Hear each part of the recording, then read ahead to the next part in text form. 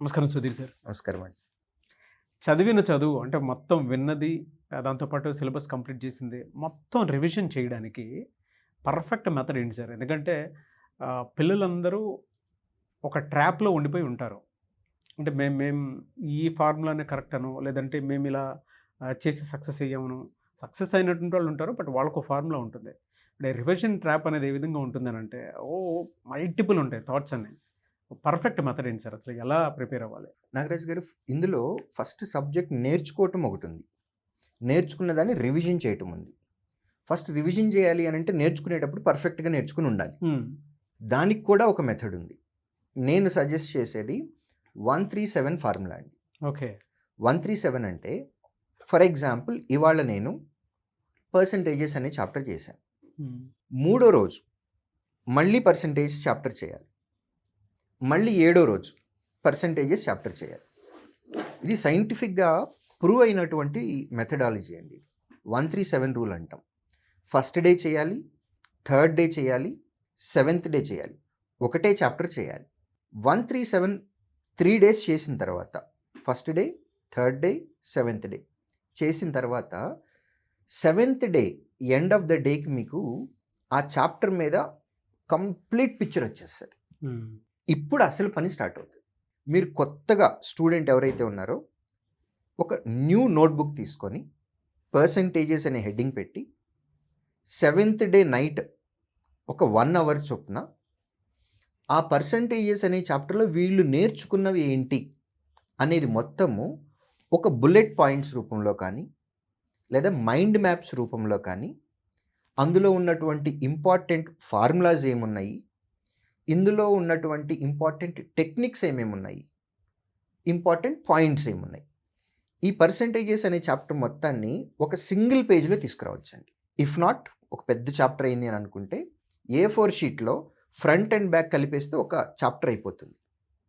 ఇలా 137 rule apply చేసి 3 రోజులు ప్రాక్టీస్ చేసిన తర్వాత వారి స్వహస్తాలతో ఓన్ హ్యాండ్ రైటింగ్ తోటి ఆ చాప్టర్లో ఉన్నటువంటి important points, important formulas and most important techniques ఇవన్నీ రాసుకున్నట్లయితే ఈ రాసుకున్న కంటెంట్ ఏదైతే ఉందో ఇదే వాళ్ళకి రివిజన్. ఓకే. 4 మంత్స్ అయిపోయింది. నెక్స్ట్ మంత్ నాకు ప్రిలిమ్స్ ఎగ్జామ్ ఉంది. నేను ఇప్పుడు మొత్తం చాప్టర్ రివిజన్ చేయాలి అని అనుకుంటున్నాను. నేను ఒక బయట గైడ్ తీసుకున్నాను అని అనుకుందాం.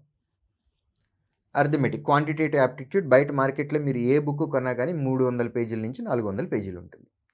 అది మొత్తం చదవాలి అని అంటే ఫస్ట్ ధైర్యం రాదు. రివిజన్ చేయాలి అని అంటే మనం ఆల్రెడీ ప్రతి చాప్టర్కి సంబంధించి ఒక A4 షీట్లో ఇంపార్టెంట్ పాయింట్స్, ఫార్ములాస్, తర్వాత టెక్నిక్స్ అన్ని రాసి పెట్టుకున్నాం. అర్థమెటిక్లో మొత్తం 20 చాప్టర్లు ఉంటాయండి మహా అయితే.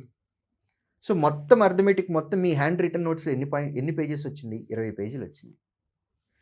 వేరే వాళ్ళు రాసింది చదవటం కంటే మీరు రాసింది మీరు చదువుతూ ఉంటే మైండ్ కనెక్టివిటీ ఇస్తూ ఉంటుంది మీకు. నెక్స్ట్ లైన్లో ఏముంది, నెక్స్ట్ లైన్లో ఏముంది అనేది మీకు ముందు తెలిసిపోతూ ఉంటుంది. 20 పేజెస్ చదవటానికి హార్డ్లీ మీకు 2 to 3 అవర్స్ టైం పడుతుంది.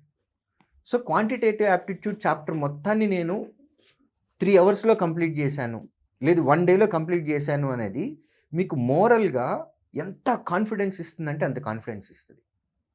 అలా మీరు ప్రతి సబ్జెక్ట్కి సంబంధించి reasoning, arithmetic, English and current affairs అన్నీ కలిపి ఒకే బుక్లో రాసేసుకోవచ్చు. ఎప్పుడూ కూడా మనం రాసుకోవటానికి హైయెస్ట్ ఇంపార్టెన్స్ ఇవ్వాలి. మేము అబ్జర్వ్ చేస్తున్న ట్రెండ్ ఏంటంటే స్టూడెంట్స్ మెజారిటీ స్పెషల్లీ ఇప్పుడున్నటువంటి ఏజ్ గ్రూప్ వాళ్ళు వేరే వాళ్ళు రాసినటువంటి కంటెంట్ చదవటానికి ఇష్టపడుతున్నారు, కానీ వీళ్ళు సొంతగా రాయటానికి ఇష్టపడడం లేదు. అవును. 96% ఆఫ్ ది పీపుల్ వేరే వాళ్ళు రాసినటువంటి కంటెంట్ని చదువుతున్నారు. ఓన్లీ 4% ఆఫ్ పీపుల్ మాత్రమే వాళ్ళకు సొంతగా కంటెంట్ రాసుకుంటున్నారు, అదే కంటెంట్ని రివిజన్ చేసుకుంటున్నారు. ఆ 4% మాత్రమే ఉద్యోగాలు తెచ్చుకుంటున్నారు. మిగిలిన 96% ఉద్యోగాలు రావు అనట్లేదు, చాలా లేట్గా వస్తున్నాయి. 2 years, 3 years, 4 years ఇంత కష్టపడాల్సి వస్తుంది. కాబట్టి revision is at most important. దీంతో పాటుగా ఈ బుక్ నేను ఏదైతే చెప్పానో దానిలో రివిజన్ కంటెంట్తో పాటు ఇంకొకటి కూడా యాడ్ చేసినట్లయితే వండర్ఫుల్ రిజల్ట్ ఇస్తుందండి. మీరు ఫ్రీక్వెంట్గా చేసేటటువంటి మిస్టేక్స్ పర్సంటేజెస్ అనే చాప్టరే ఉంది. దానిలో లెట్సే ఒక 25 to 30 మోడల్స్ క్వశ్చన్స్ ఉన్నాయి. అందులో ఒక్క మోడల్ మాత్రం నేను ప్రతిసారి తప్పు చేస్తున్నా. సో మిగిలిన 29 ఇవాళ కరెక్ట్ చేశాను అని అంటే రేపైనా చేస్తాను, ఫైనల్ ఎగ్జామ్లో కూడా చేస్తాను.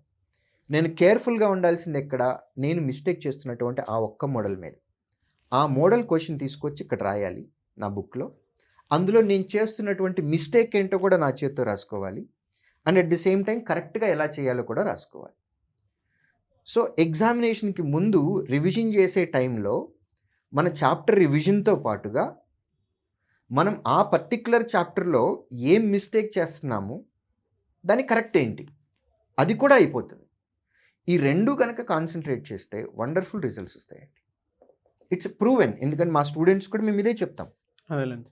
బట్ చాలామందికి కొన్ని ట్రాప్లో పడిపోయి ఉంటారు. Best method I think. Thank you అన్న. Thank you so much Sudheer sir. Thank you.